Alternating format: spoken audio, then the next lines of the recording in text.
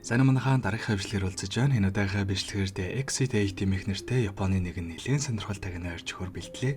За бичлэгрүү орохоос өмнө гясны хэрэгтэй мэдээлэл үргэлжлэе. Та хэд маань хэдхэн секунд гаргаад сонсоод аваарай. Итали улсын Terranova брэндээс худалдан авалт хийгээд 150,000 төгрөг хүртэлх хөнгөлөлтийн купон авах боломжтой шинэ урамшуулал зарлагдсан юм байна. Жишээ нь та 60,000 төгрөгийн худалдан авалт хийх юм бол дараагийн 120,000 төгрөгийн худалдан авалтаас 20% өнгөлөлт эдэлж байгаа. Харин 120,000 төгрөгийн худалдан авалт хийх юм бол дараагийн худалдан авалтандаа 60,000 төгрөгийн өнгөлөлтийн купон авах боломжтой бол 300,000 төгрөгнөөс дээш худалдан авалт хийх юм бол бүр 150,000 төгрөгийн хөнгөлөлтийн купон бэлгэнд авах юм байна лээ. Купоноо болохоор 10 сарын 6-наас 11 сарын 2-ны хооронд ашиглах ёстой гэдгийг анхаараарай. За тэгээ мэдээж StorePay Pocket аппликейшнийг ашиглан хүссэн загвараа хүүгүй шинтгэлгүй одоо аваад дараа 4-6% төлөх боломжтой. Салбаруудынхан байршил гэвэл 3 дугаар хорооллын номыг дэлгүүр, 13 дугаар хорооллын номоо олмарт, хаануул дүүргийн наадам центрт тус байршиж байгаа юм байна. За тэгээд ийм гоё урамшуул зарлагдсан байгаа дээр нь алдалгүй очоод сонирхоод үзээрэй. Бичлэг рүү орцгоё. За манай гол төр болох Жун метронд явж үе зураглалаар кино маань эхэлдэг. Бодлого хажуухан талд нь нэг эмэгтэй хүүхэд нь үлдэл өөр нэгэн зорчигч түүн рүү нэлээд урлаж байгаа нь харагдах бөгөөд манай хүн бос дээрэгт оролцолгүй зүгээр л чихвчээ зөв. Үүний дараагаар ирэх газараа ирсэн Жун метроноосоо буугаад явж байтал манай хүний найз охин нь түүн рүү залгадаг. Тэдний ярианаас үзвэл ер нь бол хоёр талаас салах шийдвэрээ гаргачихсан байсан юм байна лээ. Гэхдээ ингээд хоёр тишээ болохоор шийдсэний дараа найз охин нь жирэмсэн гэдгээ мэдээд манай хүн рүү яах вэ гэж залгаж байгаа нь. Манай хүн жууг нь шуудхан л яваад очие хаанагагаа илчих гээд хэлэх гэтэл гинтэл утасныхын сүлжээнүү наад холбогдох боломжгүй болчихдаг. За тэг ямар тааж гарч байгаа залгая гэж бодоод метроны 8 дахь гарцаар гарах гэтэл ягаад ч юм яг нэг замаараа бүр 3 удаа явж өнгөрдөг. Ядчих зүгээр ч нэг адилхан зам биш тэр замаар зурж өнгөрж байгаа хүн нүртэл адилхан яг нэг цүнхэрсэн ахтай байнга зурсоор байдаг. Гэтэл дөрөвдөх удаага нөгөө замаар явж байгаад гинт эргэж артал нөгөө ах яг артталт нэрчгсэн түүн рүү инээгээ зогсож байх нь тэр. Манай онж баг зэрэг Сандра туртхан цааш явсан ч дахиад л нөгөө зам дахиад л нөгөө ах. Тэгэхэр нин удаа ирсэн замаараа буцаад явж үзэхээр шийдсэн ч ямар ч ялгаа байсангүй. За яг энэ үеэс л манай хүн бүх зүйл биш байгааг анзарч эхлэх бөгөөд метроны замд байсан хаалгыг онгойлгох гэж үзсэн ч харамсалтай нь бүгдээрээ л цоочтой байдаг. За ингээд яхаа мэдхгүй зогсож байтал гин таанаас ч юм баахан цус урсч эхлэхлээр нь Сандраад ирсэн зам руугаа буцтал нөгөө зүнхтэй ах чинь болонгийн нөгөө талд ямар ч хөдөлгөөнгүй зогсож байгаа нь харагдав. Гэхдээ энэ удаа үргэлж гарах гарцыг тэг гэж зааж байсан тэмдэглэхээ нэг болж өөрчлөгдсөн байх бөгөөд түүний хажуухан талд нь нэг тайлбар байгааг олж хардаг. За тайлбар бол маш энгийн. Хэрэв метроны онглоор явж өнгөрөх үед хэвийн бус зүйл ажиглагдах юм бол шууд буцах хэрэгтэй. Харин ямар нэгэн с ิจ гтэй зүйл ажиглагдахгүй бол чигээрээ яв. Энэ мэтэр явсаар яваад 8 дахь гарцаар гараарай гэсэн тайлбараадаг. Тэгээ ер нь бол манай хүн сая баахан цус буюу хэвийн бус зүйл хараад азар буцаж гүйсэн нь дөрмийн дагуу зүв байсан учраас гарах гарцын тоо тэг байж байгаад нэг болж өөрчлөгдсөн юм байна лээ. Энэ мэтэр алдалгүй сайн ажиглаад с ิจ гтэй зүйл байвал ухраад хэвийн бол урагшилж нэг нэгээр агсаар агаад эцэст нь 8 дахь гарцаар гарч чаднаа л гэсэн үг.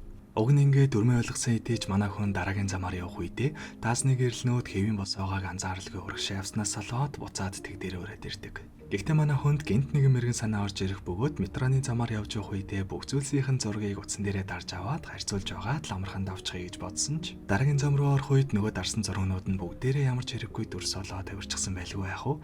Ер нь бол жет ашиглаж болохгүй л гэсэн үг. Ингэснээр манай хүн өөрөө л бүх зүйлсийг зээжлэх шаардлагатай болдог. За тэгээд хан дээр байгаа зураг тоодоос хажуугийн хаалганы тоо гэрэл их мэт зүйлсийг маш сайн зээжилж аваад эхний зам с ิจ гтэй зүйл байгаагүй учраас урагшилж явсаар амжилттай дуусгаад нэг дөр гарцсан дээр чаддаг. Дараагийн замаар явж байтал нөгөө цүнхтэй ах яг өмнөх шиг араас нь дагж байгааг анзаарснаар буцаж гүгээд хоёрлоо орох боломжтой болов. Харин энэ удаа бүх зүйл хэвэн болохоор нь яг чигээрээ гарах гэж байтал гинт хүүхдийн ойлгох чимээ сонсогдож эхлэхийг анзаарснаар мөн адил буцаж яваад амжилттай гарах дээр ирж чаддаг. За 3 дахь замыг ажиглаж дуусаад бараг л хэвэн байна гэж бодоод чигээр явах гэж байтал гин тан дээр байгаа зарлын самбар дээр хүмүүс бүгдээрээ манай хүнийг дагуулж хараад байгааг нь анзаардаг. Ингэснээр мэдээж буцаж яваад дөрөлөө орох боломжтой болох нь тэр. 4 дахь замын хувьд ямар нэгэн с ิจ гтэй зүйл байгаагүй учраас чигээрээ явснаар амжилттай замынхаа 70-аас илүүгийн 5-аад 5 руу орох боломжтой болдог. Гэтэл дараагийн замаа шалгаад явж байтал гинт утсанд нь сүлжээ орж ирээд дуурхлаар нь хартал найз охин нь түүнээр залгаж байдаг. Яг манай хоёр салж байгаа болохоор хүүхдээ яг талаар ярилцах гэж залгаж байгаа нь юм байна лээ. Тэгээ манай хүн түрүүх метронд явж явах үедээ ээжгүй хоёр тусалж чадаагүй те нилээн гимссэн бөгөөд яг араас нь хүүхдээ олж байгаа гэдгээ сонсоод маш их сэтгэл нөдөлдөг.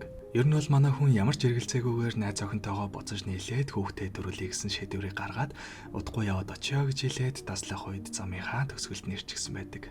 Уг нь бол манай хүн уцаар ярьж байгаа үедээ бүгдийг нь сайн шалгасан бөгөөд ямар ч асуудалгүй байсан болохоор чигээрээ явсаар замаа тосгосон ч харамсалтай нь манай хүний найз охины энэ удаагийн хэвэн бус зүйл байсан гэдгийг даан цул тухаардаг. Ингэснээр дахиад цоо шинээр буюу тгээсээ эхлэх шаардлагатай болж байгаа юм л да. За тэгээд тавартал явж чадсан ч ингээд бүтлгүүцсэн жүүн маань эхний зам дээр нилээн хямарч хөвдөж байгаа дуудлагаа босч ирээ цааш явж эхэлдэг. Гэтэл нэгдүгээр зам руу ортол яг голтон нэг хүүхэд зогсож байхлаар нь угаасаа хэвийн бос зүйл юм гэж бодоод ямар ч эргэлзээгүй буцаад явтал яагаад ч юм замын тэмдэглэгээ тэг болоод өөрчлөгдчихв. Гэхдээ ойлгомжтой хэвийн бос зүйл байхад яагаад тэг болчихов гэсэн чинь энэ хүүхэд нь болохоор манай үнтэй л адилхан энд гацчихсан хүүхэд байсан юм байна лээ. За ингэснээр ямар та чантай болж аваа цааш явах бөгөөд үүний дараагаар манай гол дөрөөрчлөгдөж нөгөө зүнхтэй ахын өнцгөөс бүх зүйл харагдаж эхэлдэг. Жөний хөвд цүнхтэй ах бол байн гажуугаар нөнгөрдөг ажиглах ёстой зүйл гэж харагдаж байгаач яг үүндээ энэ ах ч гэсэн түрүүний хүүхдтэй хамт манай жүнтэй л адилхан зам даваад явж байгаа юм байна лээ. Ер нь бол яг л манай үнтэй адилхан байн гажуугаар нь явж өнгөрдөг ахлах сургуулийн сурагч охин гэж байгаа. Тэгээд дээрэс нь хэвэн бос зүйлсээ ажиглах ёстой. Гэхдээ манай үнийг бодох юм бол нөгөө хүүхдтэй хамт явж байгаа болохоор ядчил хоёр хүн давхар шалгана. Дээрэс нь хантай гэхлээр хамаагүй боломжийн гэсэн үг. За тэгэхээр манай хоёр нэлээд амжилттай явсаар 6 дугаар зам дээр явж явах үед хажуугийн хаалга с ижигтэй байгааг анзаарсан хүү гинтэл хаалга руу хараад зогсчихдаг. Гиснээс энэ хөөхөд ерөөсөө ярьдаггүй юм байна лээ. Тэгээ яг хуу уг нь с ижигтэй байна гэж нөгөө хахад ойлгуулах гээд хар зогссон ч нөгөөх нь анзааралгүй хөөг дагуулж явснаар ингээд буцаад тэгрэггүй ярьж байгаа нь. За тэгээд хэсэг бухимдаж яваа цаашаа явтал уг нь эхний зам байх ёстой байсан ч ягаад ч юм шууд 8 дугаар гарц гараад ирхэн дэр. Мэдээж энэ бол хэвийн бус зүйл учраас нөгөө хүүхэд ахыг буцыгээд чангаасан ч ах маань шантарсан уяасан зөрүүдлсээр аваад хүүг орхиод тэр замаар ганцаараа яваад өгдөг. Зөв буруу эсвэл тэнд юу хүлээж байгааг нь мэдэхгүй ч ахын хувьд ямар тач ингээд гарах гарцыг сонгоод явсан юм. Үүнээс хойш хүү ганцаараа цааш явж эхлэх бөгөөд нэг өөрчлөгдсөн зүйл нь гэвэл нөгөө сурагч охины хооронд цүнхтэй ах маань хүүгийн хажуугаар явж өнгөрдөг ровд шиг зүйл нь болж өрсөн байдаг. За тэгээд цааш явж байтал гинт нэг хүн хашгирах чимээ гаргалаар нь гайхаа зогсож байтал удлгүй булангийн цаанаас манай жүүн гараад ирхэн дэр. Ингээд ер нь бол манай хоёрын анх таарлцсан үе дээр ирж байгаа бөгөөд үүнээс эхлээд бид нар хөвгийн өнцгөөс бүх зүйлсийг харж эхэлдэг. За тэгээ үүнээс хойш манай хоёр хамтдаа замуудыг давж эхлэх бөгөөд манай жүүн зүнхтэй ахыг бодох юм бол хамаагүй анзаарах сайтай юм байна лээ. Ахын гаргасан алдааг давталгийн хүүтэй нэлээд дажгүй гар нийлж явсаар 4-р зам дээр ирэх үед манай жүүний найз охин зогсож байдаг. Өмнө нэг удаа олигтуулчихсан юм болохоор энэ удаа гинтэхгүй боцох гэтэл нөгөө огт юм ярихгүйсэн хүүхэд чинь гинт найз охиныг нь ээжээ гэж дуудаж гүйж байгаа тугаалтад онцгдаг. Гэхдээ азар нэг их удалгүй ухаан орох бөгөөд ер нь бол юм ярихгүй л байсан болохоос ярьж болж чаддаг л байсан юм байна лээ. За тэгээ хүүтэй хальт ярилцаад үзтэл хөрх юм нь ээжээсээ төөрчгсөн хайгаад явж байсан гэдгийг нь мэдэж авдаг. Жүүнч гэлсэн урдгын дэс гараад найз охин дээрээ очих хэрэгтэй болохоор хэсэг ярилцсныхаа дараагаар манай хоёр уран зоригтойгоор цааш явцгаадаг. За тэгээд л өмнөхтэй адилхан с ижигтэй зүйлсийг анзаараад явж явах замдаа голын хаалга онгорхоо байгаа тохиолдолтой анх удаа таарлддаг.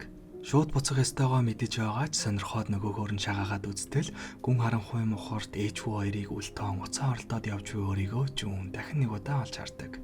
Овоо гайгүй сэрэгчгсэн явж байсан ч буцаад л сэтгэл санаагаар унж эхэлтэл нөгөө хүү хажуунаас нэг дун өвч манай өнийг харагдаад хөөрхөн босгоод ирдэг.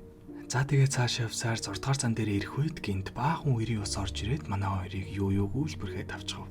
Энэ үеэр жүүн маань гинт далайн хэрэг дээр найз охин болон ирээдүйн хүүхдтэйгээ хамтдаа салхилж байгаа зураглал руу шилждэг.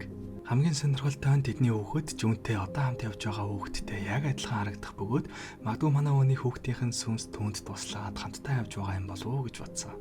За үүний дараагаар зураглал солигдож буцаад өрийн ус орж ирсэн 6 дугаар зам дээрх үйл явдал руу шилжих бөгөөд манай хоёр усан цохигдоод тухаалтцгаасан байдаг.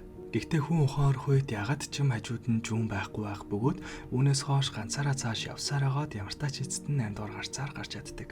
Удалгүй түүний араас манай жүүнч гэсэн ухаан орж цааш явсаар мөн адил 8 дугаар гарцаар гарч энгийн ертөнц рүүгээ ирж чаддаг. Яг хөө 6 дугаар зам дээр манай хоёр өрийн усан цохигдох үедээ салцгаасан гэж харагдаж байгаа ч энэ хамт явж байсан хүүхэд нь үнэхээр л жүүний хүүхдийнх нь амин сүнс нь баяж таарад аавдаа тусалсан гэж үзэх юм бол жинхэнэ ертөнц рүү гарах үед ингээд замхарж алга болсон ч гэж ойлгож бас болох юм. Гэхдээ тэгээд аль нь ч байсан ямар тач эцэст нь манай хүн гарч чадах бөгөөд шуудхан л найз охин руугаа залгаад яг одоо очлоо гэж хэлээд метрон цоодог. Гэсэн чинь яг киноны эхэнд гардаг үйл явдал буюу уйлжгүй хүүхэдтэй ээж рүү нэг залуу хажуухан талд нь нэлээд уурлаж байгаа нь дахин давтагддаг. Ер нь бол манай хүний юу ч хийж чадаагүйдыг гэмшиж маш их харамссан үйл явдал нь дахин давтагдаж алдаагаа засах боломж олдож байгаа бөгөөд энэ удаа бол манай хүн ямар ч эргэлзээгүйгээр ээжвүү хоёр туслахаар шийдэж угаар кино манд дуусдаг. Ер нь бол манай хүн тохиолдсон аимшигтай эвгүй зүйл гэхээсээ илүү алдаагаа заасах сайхан боломж олдоод тэрийг нь ч манай хүн алдалгүй ашиглаад дуусаж байгаа аз жаргалтай гоё төгсгөлтэй кино юм уу та. За тэгээд ямар тааж нэг иймэрхүү кино байлаа. Тэгээд эцэст нь бичлэгэн таалагдсан бол дараагийн кинодоо дараарай. Дараагийн бичлэгээр уулзтлаа. Тэр баяртай.